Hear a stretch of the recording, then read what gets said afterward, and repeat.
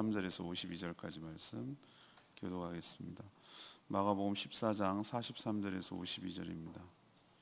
오늘은 4월 15일 월요일 아침입니다. 4월 15일 자본문 마가복음 14장 43절에서 52절 신약성경 81쪽입니다. 예수께서 말씀하실 때에 곧 12 중에 하나인 유다가 왔는데 대제사장들과 서기관들과 장로들에게서 파송한 무리가 검과 몽치를 가지고 그와 함께 하였더라. 예수를 파는 자가 이미 그들과 군우를 짜 이르되 내가 입맞추는 자가 그이니 그를 잡아 단단히 끌어가라 하였는지라. 이에 와서 곧 예수께 나와 라비어 하고 입을 맞추니 그들이 예수께 손을 대어 잡거늘 곁에 서 있는 자 중에 한 사람이 칼을 빼어 대제사장의 종을 쳐 그 귀를 떨어뜨리니라. 예수께서 무리에게 말씀하여 이르시되 너희가 강도를 잡는 것 같이 검과 몽치를 가지고 나를 잡으러 나왔느냐? 내가 날마다 너희와 함께 성전에 있으면서 가르쳤으되 너희가 나를 잡지 아니하였도다. 그러나 이는 성경을 이루려 함이니라 하시더라. 제자들이 다 예수를 버리고 도망하니라.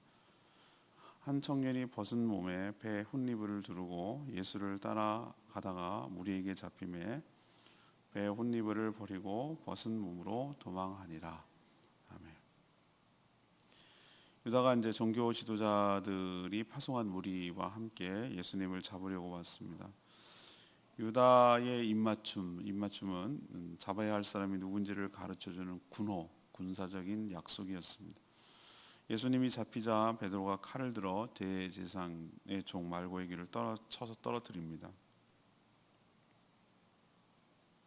예수님은 낮에는 가르칠 때 잡지 않더니 강도 잡는 것처럼 무장하고 온 것은 성경을 성취하려는 것이라고 설명합니다. 예수님의 제자는 다 버렸고 예수님을 따르던 한 청년은 잡히자 옷을 두르고 있던 이불을 벗어 두고 도망치고 말았습니다. 오늘의 질문은 예수님의 마음을 아프게 한 자는 누구입니까? 이것이 오늘의 질문입니다. 먼저 43절에서 46절까지 말씀, 이 가증한 입맞춤으로 배신한 유다가 마음을 아프게 한 것이죠. 예수님은 제자들과 겟세마네 동산에서 깨어 기도하라고 이렇게 얘기한 이제 됐다. 그만 가자. 나를 잡으러 온 사람이 있다. 이런 얘기를 이제 하고 있을 때 실제로 12명의 제자 중 하나인 가룟 유다가 제사장들과 서기관들과 장로들이 체포하라고 보낸 무리들과 함께 예수님께 다가왔습니다. 이들은 검과 몽치가 아마 둥그런 쇠로 된 몽둥이를 말하겠죠. 몽치를 무장하고 있었습니다. 예수님이 여기에 있는지를 어떻게 알았을까? 유다 때문이죠.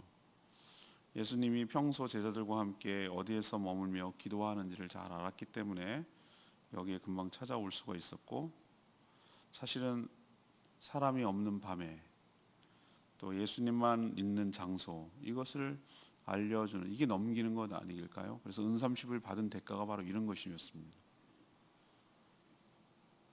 그를 잡으러 온 사람들에게 누구를 잡아야 하는지, 누구를 단단히 잡아야 하는지 이미 신호를 짰습니다. 이것을 군호라고 불렀습니다. 자신이 입맞추는 자가 예수니 그를 단단히 잡으라고 당부까지 했습니다. 인류 역사상 여러 입맞춤이 있지만 가장 가증스러운 입맞춤이 이 가룟 유다의 입맞춤이라고 생각합니다. 예수님은 몇 시간 전 성찬에서 유다에게 자신을 팔 자가 있다라고까지 얘기를 하고 암시를 줬는데, 그리고 돌이킬 기회를 주는데 그는 끝내 자신의 스승이자 주님을 은30 돈 몇 푼에 받고 팔아간, 그래서 계속해서 성경 고난주간 복음서를 묵상할 때마다 배신자의 아이콘으로 떠오르는 안타까운 인물, 태어나지 않았으면 좋았을 인물, 그 인물로 남고 있는 것이죠. 가룟 유다, 12명의 제자 안에 들어가게 하시고 그 돈깨를 맡아서 주님의 신뢰를 받던 그 12명의 제자가 이렇게 배신하는 것, 예수님도 이렇게 배신당하는구나 라는 생각도 들지만, 참 가슴이 아팠겠구나. 주님도 사람인지라 참 마음이 아팠겠구나라는 생각을 하는 것이죠. 우리도 주님을 끝까지 따르고 신뢰하고 배은망덕하지 않아서 주님의 마음을 아프지 않게 하고 살아갔으면 좋겠습니다. 두 번째 가슴 아프게 한 사람은 47절에서 49절까지 말씀. 자기 멋대로 칼을 휘두른 베드로였습니다. 예수님이 예루살렘에 입성해서 성전에서 여러 사람들을 가르치고 병자를 고칠 때는 손도 대지 못했습니다. 사람들이 예수님을 믿고 따르는 자들이 상당했기 때문에 그랬습니다. 그래서 이들은 마음이야 진작 죽이고 싶었지만 밀란이 날까 두려워서 주저하고 있던 차였습니다. 그런데 제자인 유다가 배신해서 자기들에겐 정말 좋은 기회를 얻은 것이고, 이들은 어차피 정상적인 방법으로 예수를 죽일 수가 없으니 흉계를 꾸몄다고 표현하잖아요.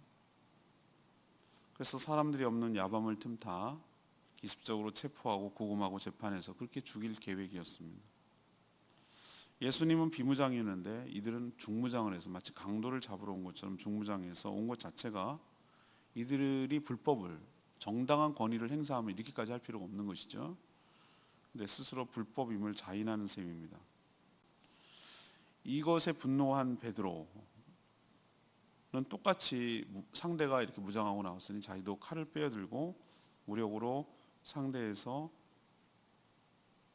잡으러 온 대제사장의 종 말고라는 사람의 귀를 쳐서 잘랐습니다.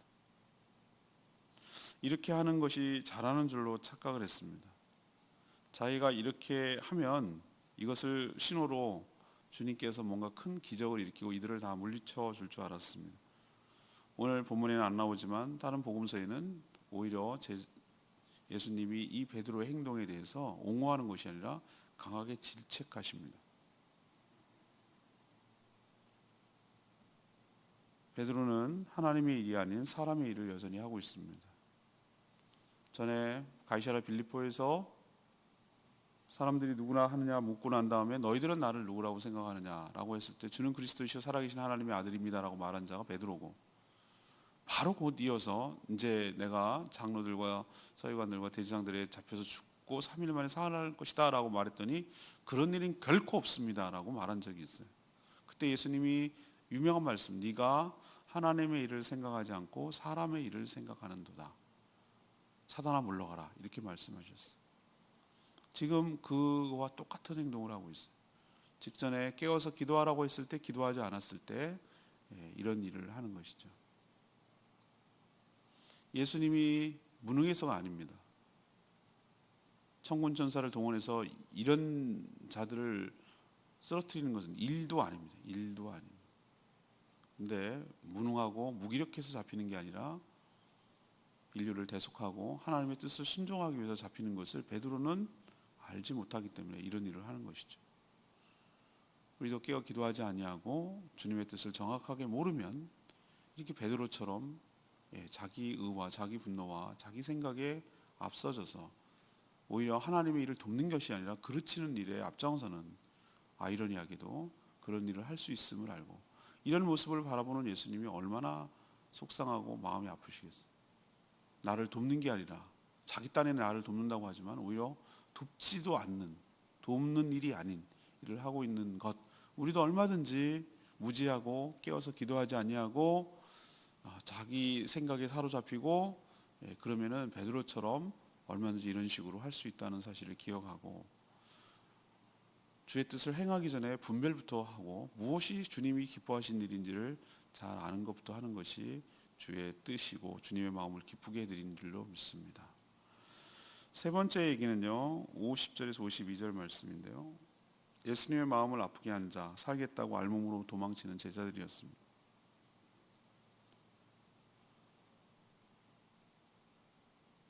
예수님이 겟세마네 동산에서 땀이 피가 되도록 그토록 그렇게 간절하게 기도하며 제자들에게 깨어 기도하기를 그렇게 당부했지만 이들은 모두 육신이 피곤하여 잠들고 말았습니다.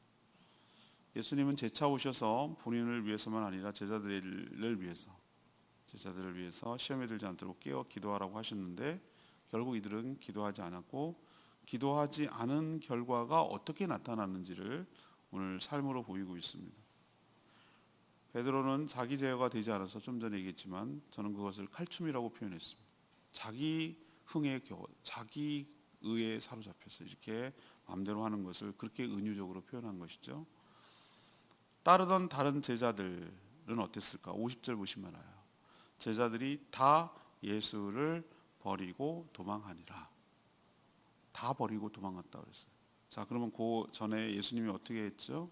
31절에 보면은 14장 31절에 베드로가 힘있게 말하되 내가 주와 함께 죽을지언정 주를 부인하지 않겠나이다 하고 모든 제자도 이와 같이 말하니라. 그러니까 베드로만 그렇게 말한 게 아니라 베드로가 대표적으로 얘기한 것이고 나머지 옆에 서 있던 제자들도 저도 당연합니다. 절대 버리지 않겠습니다. 뭐 이렇게 한마디씩 했겠죠.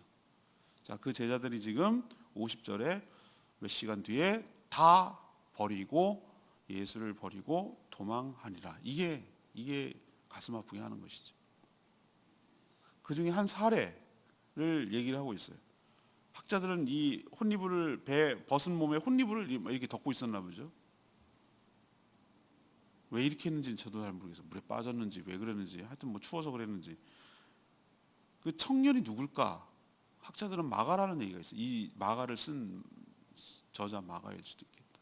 아무튼 12제자인지 아닌지 아무튼 제자들 예수님이 12명만이라고 국한짓지 말고 따르던 무리들이 있을 거라고 저는 추정이 돼요. 아무튼 주님의 제자였어요. 제자들이라고 말하는 것은 12명만 국한하는 것은 아니랄 거라고 생각해요. 따르는 제자들이 있었지만 어떻게 했습니까?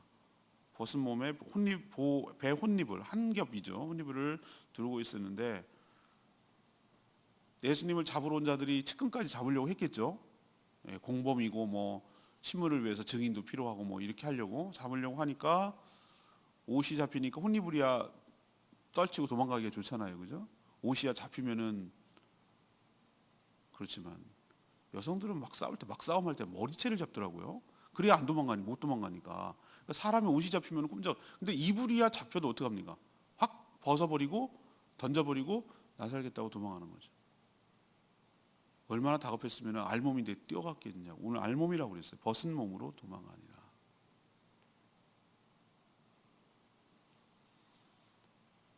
얼마나 다급했는지 살겠다고 두르고 있던 혼이불도 벗어버리고 알몸으로 도망치는 다른 제자들도 유사했을 거라고 보는 것이죠. 예수님 이런 모습을 염려해서 그렇게 깨어 기도하라고 했는데 그렇게 하지 않았던 것이죠. 예수님의 말을 가볍게 여기고 호언장담했던 제자들은 예수님이 잡히자 자기는 살겠다고 예수님이 어떻게 되든 간에 도망치는 것이. 이 모습을 본 예수님은 알고는 있었지만 이미 알고 있죠. 스가랴 13장 9절을 이용해서 목자가 친히 양들이 흩어질 것이다. 이 인용하면서 이 성 말씀이 성취될 거라고 하셨거든요. 낮에는 성경을 가르치고 그 뒤엔 얘기를 할 것 같습니다만 그것도 성취하는 거라고 그랬거든요. 말씀을 그렇게까지 얘기를 했으면 좀 경각심을 가져야 되는데 알고는 있었지만 실제로 행동하는 그 모습을 보고 있으면 주님께서 얼마나 마음이 아프시겠어요. 본인은 잡혀가지만 자신들을 따르던 제자들이 하나같이 저런 모습을 보면 인간적으로 참 마음이 아팠겠다라는 생각을 예수님의 시각으로 보게 되는 것이죠. 우리도 말로만 장담하지 말고 하나님의 은혜를 입어서 주님을 끝까지 따르는 저희들 되기를 원합니다. 48절 말씀이 레마의 말씀인데요. 예수께서 우리에게 48절 무리에게 말씀하여 이르시되 너희가 강도를 잡는 것 같이 검과 몽치를 가지고 나를 잡으러 나왔느냐. 예수님은 성전을 정화하면서 뭐라고 표현하시죠? 기도하는 곳인데 너희들이 강도의 소굴을 만들었도다 라고 책망하셨어요. 적반하장으로 오히려 강도의 모습을 지금 보이고 있는 거예요. 거꾸로 예수님을 강도처럼 생각을 하는 거죠. 자기들의 이권을 침해한 자라고 생각을 하는 거죠. 성전에서 장사를 못하게 하니까. 그러니까 무기를 들고 밤에 잡으러 온 것이죠. 이미 6월절이고 이제 안식일이 명절이 시작되는데 안식일에 이런 일을 할 수가 없는 것이고 법적 절차 없이 체포 구금하는 것은 이렇게 불법입니다. 이들은 어차피 정상적으로 안 되고 흉계로 죽여야 할 상황이니까 역설적으로 이렇게 죽여야 할 만한 상황이니까 이렇게밖에 할 수가 없는데, 저는 역설적으로 이렇게 하는 행동들이 오히려 예수님이 죄가 없다라는 걸 보여주는 것이고 성경이 그대로 성취되는 거예요. 이런 디테일한 부분까지 성취되는구나라는 것을 다시 한번 깨닫게 되어서 예수님이 오신 그분 메시아라는 것을 알 수 있는 증거가 될 줄로 압니다. 오늘 질문은 뭐였습니까? 예수님의 마음을 아프게 한 사람은 누구입니까? 첫 번째는 누구죠? 가증한 입맞춤으로 배신한 유다가 아프겠고, 두 번째는 자기 멋대로 칼을 휘두르는 베드로가 마음을 아프게 하고, 또 살겠다고 알몸으로까지 도망치는 제자들이 가슴 아프게 했죠. 우리도 예수님을 끝까지 따르고 배신하지 않고 주님 마음 아프게 하지 않는 그런 진실한 제자로 살아가게 되기를 원합니다. 오늘 말씀 붙들고 기도하기 전에 706장 찬양지 부르고 기도하겠습니다.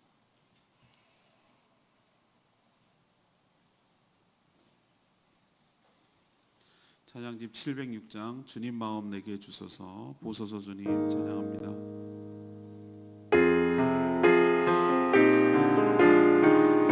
보소서 주님 보소서 주님 나의 마음 선한 것 하나 없습니다. 그러나 내 모든 것 주께 드립니다. 사랑으로 많으시고 날 새롭게 하소서. 보소서 주님 나의 마음 선한 것 하나 없습니다. 그러나 내 모든 것 주께 드립니다. 사랑으로 많으시고 날 새롭게 하소서.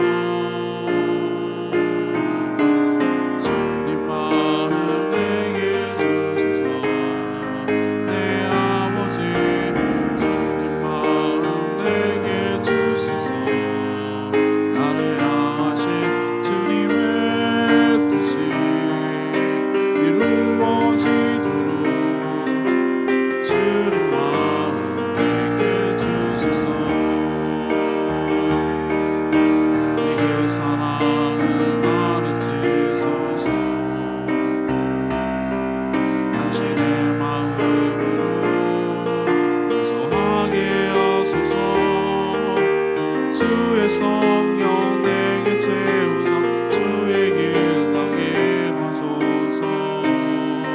주님 안심 마음 주소서.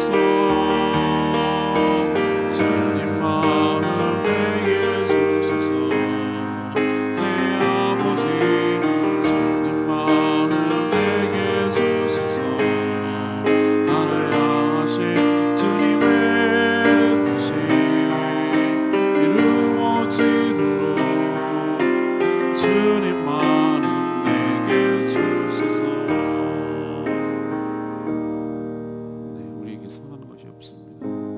주님 마음이 주셔야 우리가 감당할 수 있고 섬길 수가 있고 주님을 따르게 할 수 있습니다. 주님의 마음을 아프게 한 자로 살지 않게 하시고 주님의 마음을 시원케 해드리는 자로 살게 해달라고 다 같이 주여 외치며 기도하겠습니다. 주여 아버지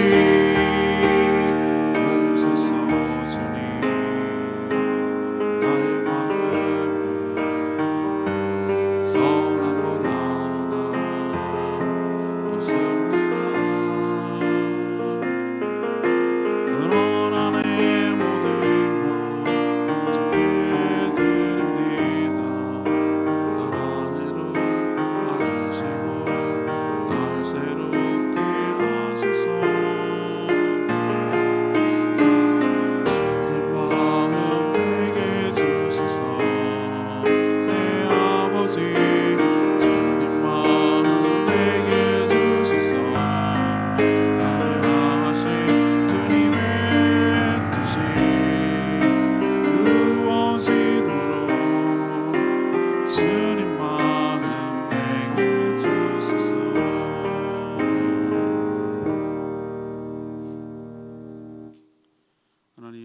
예수님께서 십자가에 달리시기도 전에 마음을 아프게 하는 일이 참 너무 많았음을 봅니다. 12제자의 하나로 삼아주시고 함께 지냈던 믿었던 제자로부터 돈 몇 푼에 팔아넘겨 배신을 당했습니다.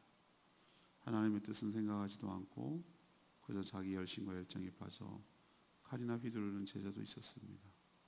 오히려 하나님의 일을 방해하고 자신의 일을 그르치고 있다는 것도 깨닫지 못합니다. 자기 혼자 살겠다고 알몸으로 도망치는 제자도 있었습니다. 이들을 비난하기 전에 저희도 얼마든지 이럴 수 있는 자들이기에 그걸 잘 알기에 더 두렵습니다. 그러니 늘 주님께 붙어 있어 시험에 들지 않도록 깨어 기도하게 하시고 주님의 은혜로 신앙생활할 수 있도록 축복하여 주시옵소서. 고난 주간 한 주간 경건하게 보내게 하여 주시옵시고 감사하고 기쁜 부활절을 맞이할 수 있도록 복 내려 주시옵소서. 오늘도 간구하는 기도마다 응답하시고 주의 은혜로 살아가는 복된 하루 되도록 축복하여 주시고 부활절을 잘 준비하며 한 주를 보낼 수 있도록 복 내려 주시옵소서. 주님께 모든 것 맡기옵고 예수 그리스도의 이름으로 축복하며 기도합니다. 아멘. 이 고난 주간 한 주간도 주님의 은혜로 경건하게 잘 보내시기를 축복합니다. 오늘은 CBS 생방송 하니까 문자 많이 보내주십시오. 충분히 기도하고 하루를 시작하겠습니다.